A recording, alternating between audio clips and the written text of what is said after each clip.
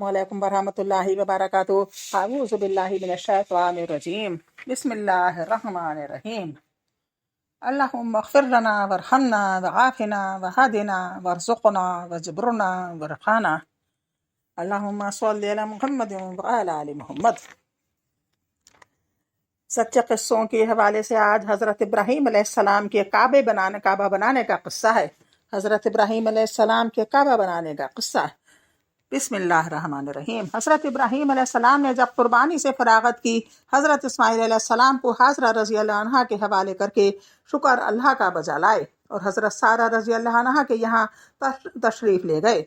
चंद रोज़ के बाद हज़रत जिब्राईल अलैहिस्सलाम नाजिल हुए और कहा, ए इब्राहीम, तुम पर खुदा ने सलाम कहा और फरमाया है कि इस ज़मीन में एक खाना काबा अल्लाह के वास्ते बनाओ।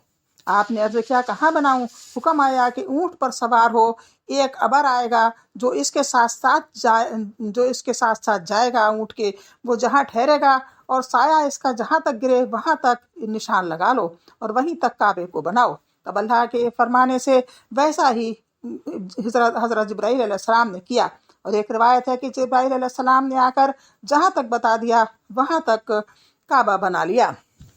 अल्लाह ताला ने फरमाया, इब्राहीम को ठिकाना उस घर का कि शरीक न कर मेरे साथ किसी और को, और पाक रख मेरा घर तवाफ करने वालों और खड़े रहने वालों और रुकू और सिजदा करने वालों के लिए, क्योंकि उम्मतों में रुकू न था, यह खास इसी उम्मत में है। तो खबर दी कि आगे लोग इसको आबाद करने वाले होंगे।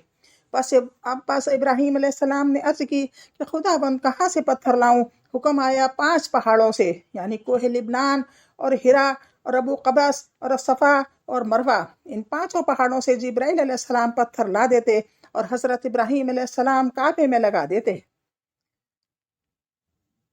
और हज़रत इस्माईल अलैहिस्सलाम मदद करते। हुक्म हुआ, इब्राहीम, पहले पत्थर महराब में मस्जिद की रख। आपने जब फरमान इलाही के महराब में रखा तब इसमें नाम मोहम्मद सल्लल्लाहु अलैहि वसल्लम का निकला।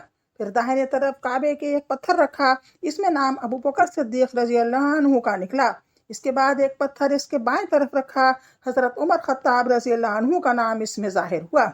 इसी तरह और 2 पत्थर लगाए, हज़रत उस्मान गनी रज़ी अल्लाह अन्हु और हज़रत अली करमुल्लाह वजह के नाम इन दोनों से जाहिर हुए। मतलब यह है कि जो कोई नमाज और हज बग़ैर इन लोगों की मोहब्बत के करेगा, इसकी इबादत कबूल नहीं होगी।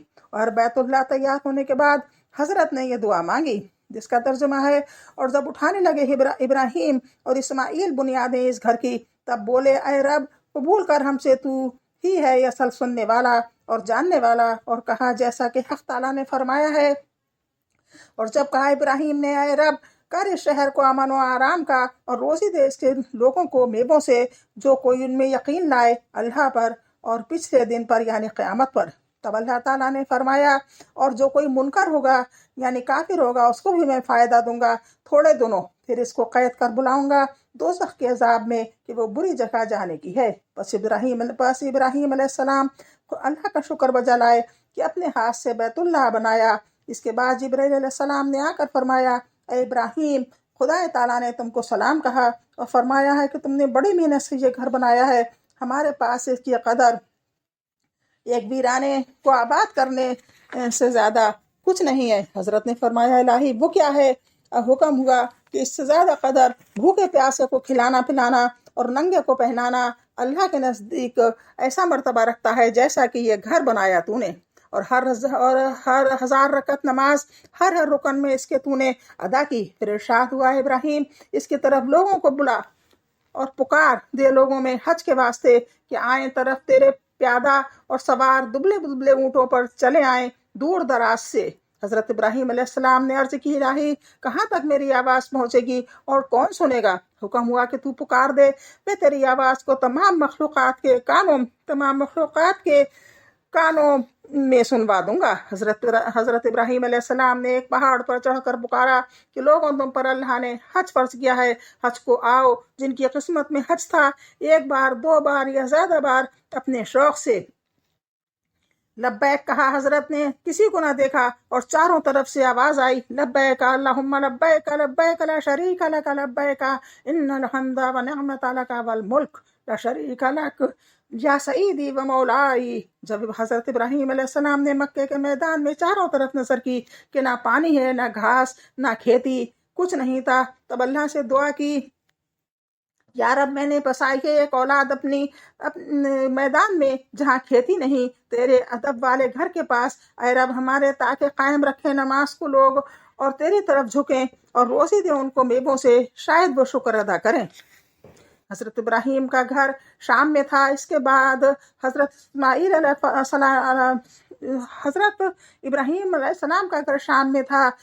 इस्माइल अलैहिस्सलाम के पैदाइश के बाद इब्राहीम ने इनको उनकी माँ के साथ लाकर इस जंगल में, जहाँ की अब मक्का है, बिठा कर चले गए। जहाँ पीछे शहर मक्का बसा, अल्लाह ने चश्मा जमजम का निकाला, इस वजह से वहाँ बस्ती बसी, क्योंकि वो ज़मीन खेती के लायक नहीं थी और ना मेवों के लायक थी। इसके करीब में ही ज़मीन ताइफ आबाद कर दी कि बेहतर से बेहतर मेवे वहाँ हुए और शहर मक्का पहुँचे। इसके बाद अल्लाह के हुक्म से जिब्राईल अलैहिस्सलाम ने 36 कोस तक ज़मीन मक्का की, जो कि पत्थरों से भरी हुई थी, उसको खोद कर मुल्क शाम में ले जाकर रख दी और उसके अवज़ में ज़मीन दरियाए नील की मक्का में ला रखी। और फरिश्ते सब इस ज़मीन को गिर्द काबा के 7 दफ़ा तवाफ़ करवा कर इस जगह में कि जहाँ से जिब्राईल अलैहिस्सलाम ने मिट्टी खोद कर मुल्क शाम में फेंकी थी, ले जाकर रखी और इसका नाम ताइफ रखा, इस वास्ते कि 7 दफ़ा बैतुल्लाह का चक्कर लगाएं, यानी तवाफ़ किया था, बैतुल्लाह का तवाफ़ किया था।